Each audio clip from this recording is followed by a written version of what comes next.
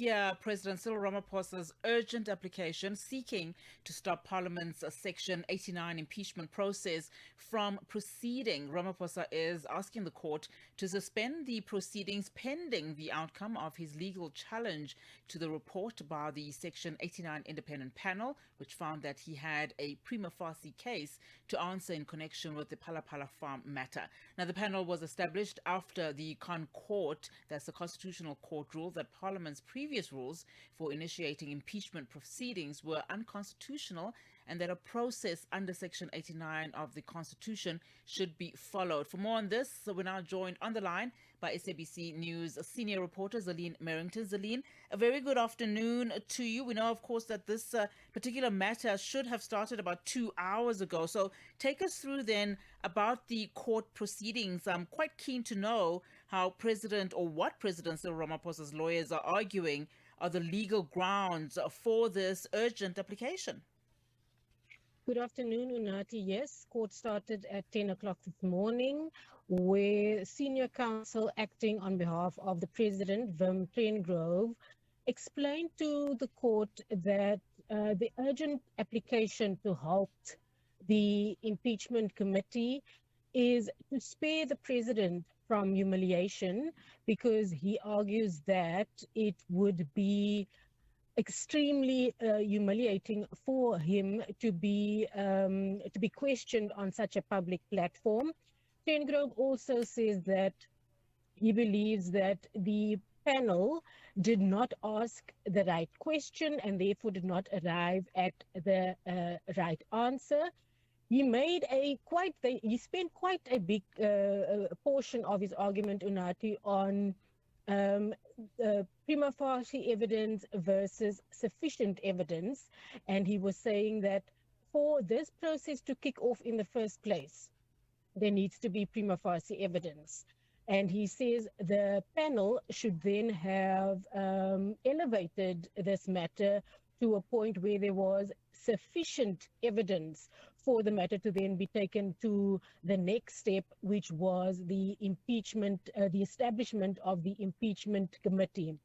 There are 3 judges hearing this matter today, and they actually spent quite a long time on this issue, prima facie evidence versus sufficient evidence, and also making an argument that, the president is asking for a stay of about 3 months because there is an application to review the Section 89 panel report early in September, 2 to 4 September.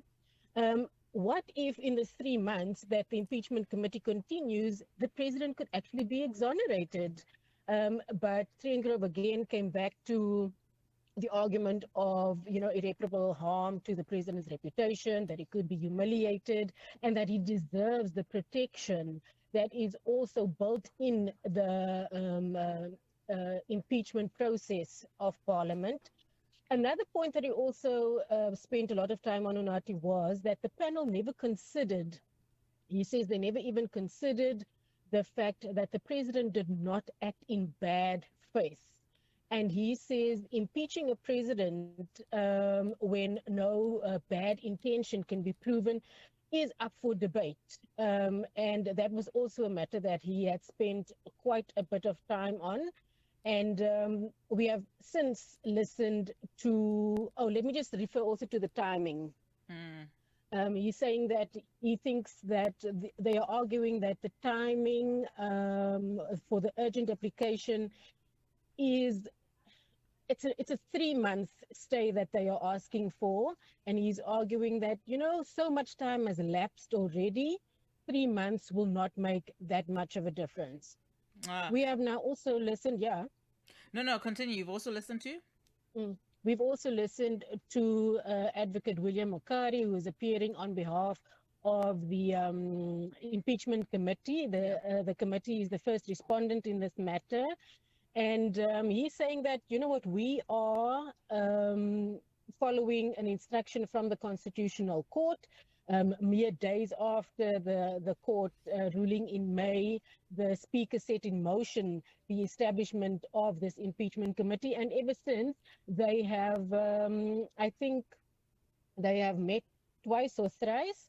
And on Wednesday, they have another meeting that is scheduled where they will discuss the terms of reference of the committee and also discuss potential evidence leaders. So Mokari is saying that this committee has been very, very busy, following the instruction of the Constitutional Court, and saying that he actually said that the use of sufficient evidence versus prima facie evidence in the panel's report actually came, he says it was the words sufficient evidence was used almost 70 times in the report. Wow. So he closed that his argument saying at the end of the day it is semantics, and the committee feels that it needs to continue with its work. Yeah, well, interesting times there, Zalene, because we know, of course, that this particular case also has so much interest and implications from a political standpoint, with all of those political parties also having a lot to say, one being that this is a waste of the court's time. But Zalene, thank you so much for that.